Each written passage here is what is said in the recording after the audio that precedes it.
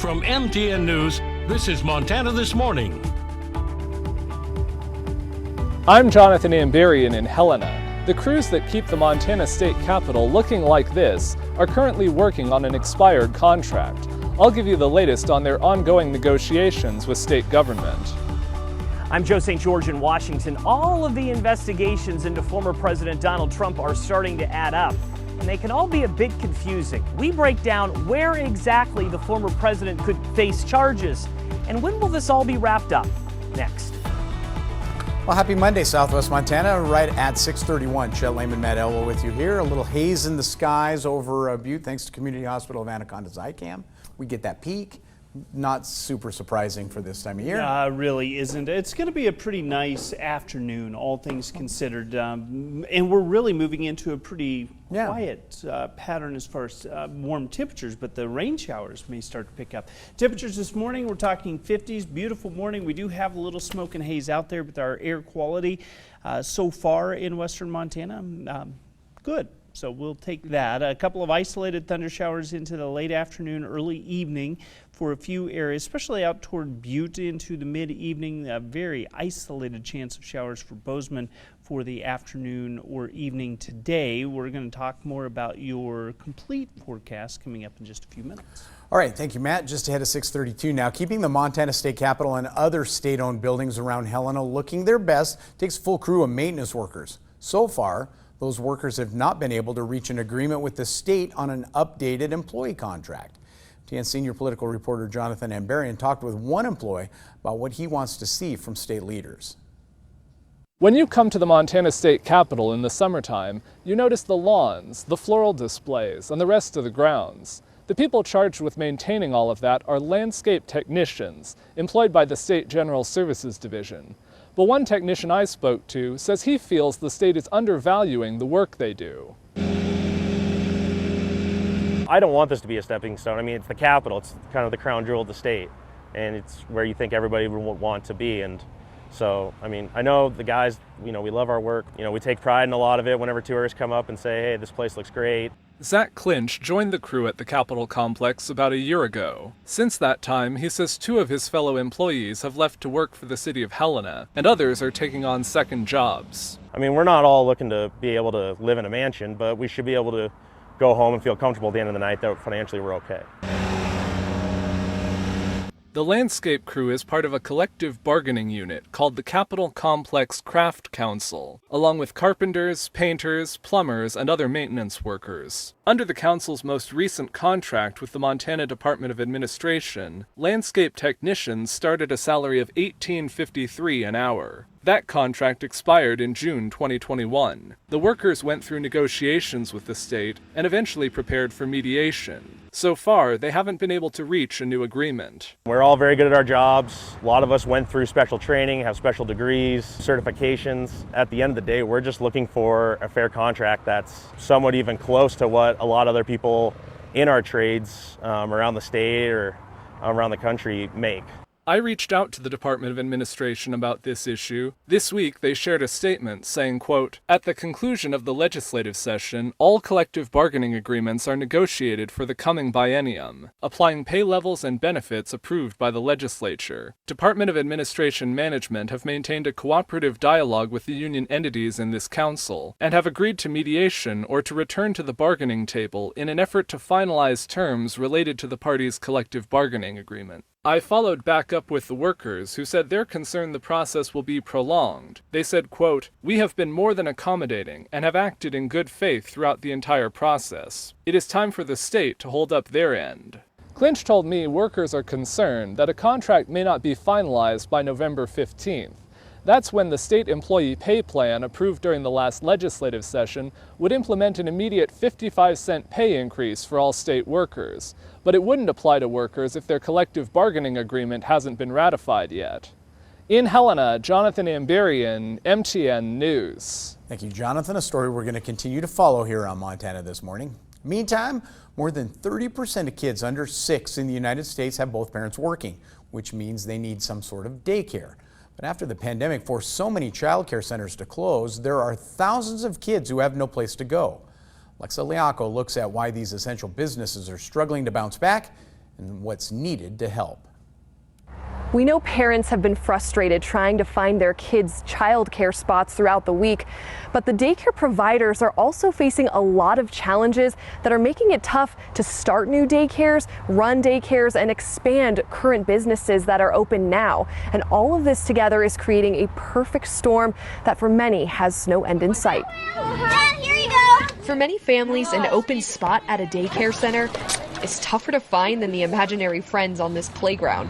We have a wait list right now of about 150 kids. Well, what are you playing? What are you making? Jennifer McAdee runs the Little Den Early Learning Center just outside of Denver, Colorado. Since I was about 14, I wanted to own a daycare center. It was always my dream.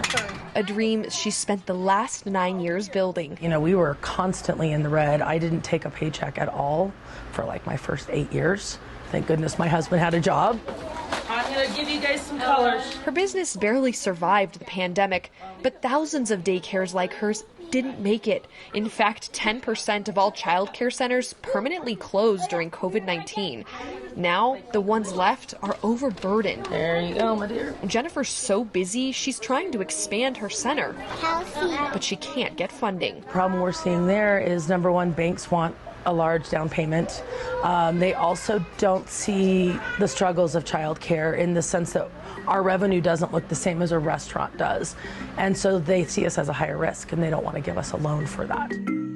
The difficulty in getting a loan is a major reason keeping new daycare businesses from starting. So typically a childcare business is anywhere from 2 to 5 times more expensive than the average small business to actually open. You guys want pink? Yeah. It's expensive. You need special little toilets and you need bathrooms and you need lots of fun materials and furniture for those environments, and that costs a lot of money. Nicole Reel is an advocate for access to childcare. She says the shortage of care is also due in part to a labor shortage, worse than other industries are seeing. We know that most industries have returned to about within 2 to 3% of their original workforce prior to the pandemic. The childcare industry is still missing about 11% of their workforce, so they really haven't recovered. You done cleaning up? Mm-hmm. But bringing back workers won't completely solve this issue.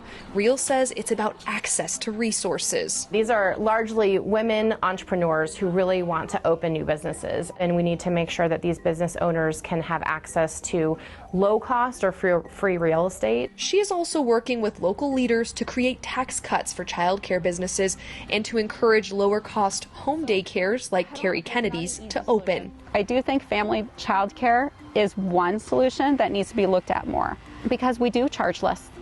And I think it's an amazing environment. Carrie hopes more grants and incentives become available for in-home providers and daycare centers, because without this space for kids, these women see consequences for us all. There's so many big pictures. We're going to lose workforce. You're going to see a big difference when kids entering school having more problems. It's going to be a trickle effect.